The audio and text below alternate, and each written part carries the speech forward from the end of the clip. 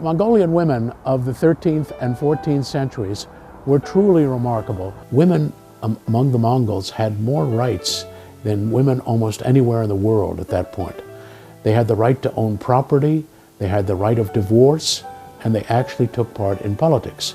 The role that Mongolian women have played throughout history, and particularly in the 13th and 14th centuries, is best illustrated by a woman who was a cousin of Kublai Khan's. She could ride a horse, she could shoot a bow and arrow with all of the men and have no problems whatsoever.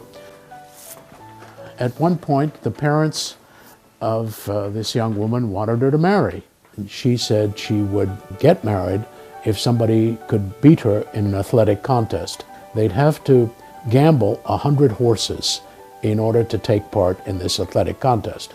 Within a short period of time, she had 10,000 horses. She beat one man after another.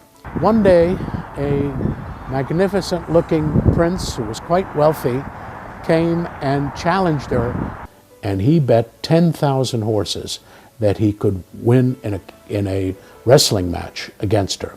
Parents came the night before the wrestling match and said, "Why don't you let him beat you, throw the game?" She said, no, she'd never do that. They'd had to be honest, fair and square. And so the event took place the next day. It was the longest athletic event that she'd ever been involved with, because he was phenomenally a good athlete and she was a good athlete, but in the end, she threw him over and gained another 10,000 horses. She never married and remained a very important military figure throughout her lifetime.